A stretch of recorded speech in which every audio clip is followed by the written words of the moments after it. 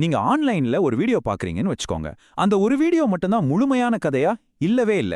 இன்னைக்கு நாம ஒரே ஒரு யூடியூப் பக்கத்தை மட்டும் வச்சு காந்தி மாதிரி ஒரு பெரிய வரலாற்று ஆளுமைய அது எப்படி நமக்கு காட்டுதுன்னு பார்க்க போறோம். இது வெறும் வீடியோவை பற்றிய அலசல் இல்ல, ஒரு முழு வரலாற்று பாடமே எப்படி டிஜிட்டலா வடிவமைக்கப்படுதுங்கிறத பத்தினது.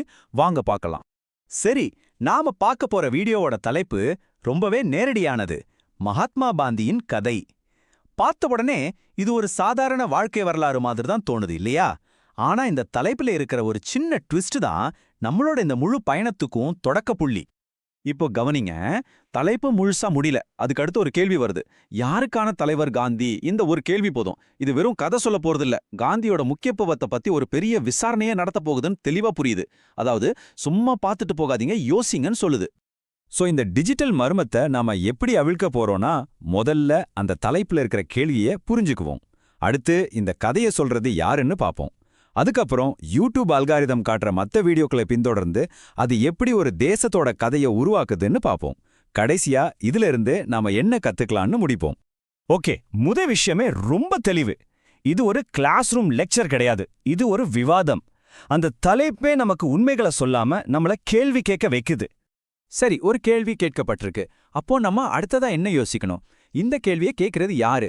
ஏன்னா யார் கதை சொல்றாங்கங்கிறத பொறுத்து தான் அந்த கதையோட அர்த்தமே மாறும் இல்லையா? பார்த்தா இத பதிவேற்றினது ஏதோ ஒரு தனிநபர் கிடையாது. இது நியூஸ்7 தமிழ் 5.5 மில்லியனுக்கும் அதிகமான சந்தாதாரர்களை வச்சிருக்கிற ஒரு பெரிய செய்தி நிறுவனம். இதோட அர்த்தம் என்னன்னா, அவங்க சொல்ற கதைக்கு ஒரு நம்பகத்தன்மை இருக்கு, அது பல லட்சக்கணக்கான மக்களை சென்றடையுது.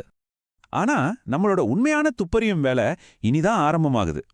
ஒரு வீடியோ முடிஞ்சதுக்கு அப்புறம் யூடியூப் நமக்கு அடுத்ததா என்ன வீடியோக்களை பரிந்துரைக்குது பாருங்க. அதுல தான் அசல் விஷயமே இருக்கு. காந்திக்கு பிறகு யூடியூப் நம்மள எங்க கூட்டிட்டு போக நினைக்குது? முதல்ல ஜவஹர்லால் நேருவோட கதை வருது. சரி, இது ரொம்ப இயல்பானதுதான். காந்தியோட நெருங்கிய சகாவா இருந்தவர், முதல் பிரதமர், இது எதிர்பார்க்கக்கூடியதுதான். அடுத்தது நேதாஜி சுபாஷ் சந்திர போஸ். இவரும் ஒரு சுதந்திர போராட்ட வீரர் தான். ஆனா காந்தியோட அகிம்சை வழியிலிருந்து முற்றிலும் மாறுபட்ட ஒரு பாதையை தேர்ந்தெடுத்தவர். இப்போ அல்காரிதம் நமக்கு ஒரு ஒப்பீட்டை காட்டுது, ஒரு மாற்று பார்வையை முன்வைக்குது. இப்போ அல்காரிதம் காலத்துல முன்னோக்கி பாயுது. நேரா சுதந்திரத்துக்கு பிறகான தலைமுறைக்கு வருது. நேருவோட மகள், இந்தியாவோட சக்தி வாய்ந்த பிரதமர்களில் ஒருவரான இந்திரா காந்தியின் கதை. இப்ப பாருங்க, தனிப்பட்ட தலைவர்களோட கதைகள்ல இருந்து ஒரு தேசத்தோட வரலாற்றே மாற்றிய ஒரு பெரிய நிகழ்வுக்கு அல்காரிதம் நம்மள நகர்த்துது. அதுதான் இந்தியா பாகிஸ்தான் பிரிவினை.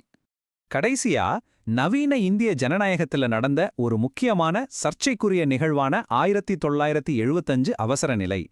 ஆக இப்ப நம்மகிட்ட தனித்தனியா சில கதைகள் இருக்கு. இது எல்லாம் சும்மா தொடர்பில்லாம காட்டப்படுதா, இல்ல இது எல்லாத்தையும் இணைக்கிற ஒரு பெரிய சித்திரம் இருக்கா? இந்த வீடியோக்கள் எல்லாம் ஒண்ணுக்கொன்னு சம்பந்தம் இல்லாத மாதிரி தோணலாம். ஆனா அது தற்செயலா நடக்கல. இந்த எல்லா துண்டுகளையும் நாம ஒன்னா சேர்த்து பார்க்கும்போதுதான் யூடியூப் நமக்காக நவீன இந்தியாவை பத்தி ஒரு முழு வரைபடத்தையே போட்டு காட்டுது. இங்கதான் அந்த முழு புதிரும் அவிழுது. இந்த பரிந்துரைகளை நாம வகைப்படுத்தினா ஒரு தெளிவான கட்டமைப்பு தெரியுது.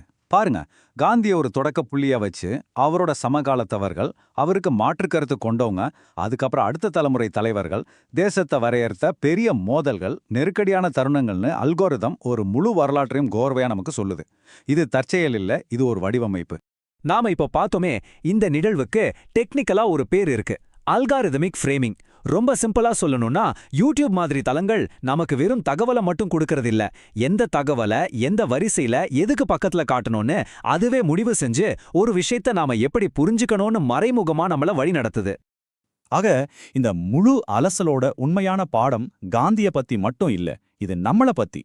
நாம எல்லாரும் டிஜிட்டல் உலகத்துல தகவல்களை எப்படி பார்க்கறோம், அதை எப்படி புரிஞ்சுக்கிறோங்கிறத பத்தி தான். இதை மட்டும் நல்லா ஞாபகம் வச்சுக்கோங்க. ஒரு வீடியோக்குள்ள என்ன இருக்குங்கிறது எவ்வளவு முக்கியமோ, அதை சுத்தி என்ன இருக்குங்கிறது அதை விட முக்கியம். அந்த வீடியோவோட தலைத்து, அதை யாரு போட்டாங்க, அதுக்கும் மேல அதுக்கப்புறம் வர பரிந்துரைகள், இது எல்லாம் சேர்ந்துதான் ஒரு முழுமையான வடிவமைக்கப்பட்ட கதையை நமக்கு சொல்லுது. கடைசியா இந்த கேள்வியை உங்ககிட்டயே விட்டுட்டு போறேன்.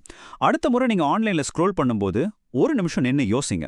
உங்க டைம்லைன் உங்களுக்கு என்ன கதையை சொல்ல முயற்சி பண்ணுது?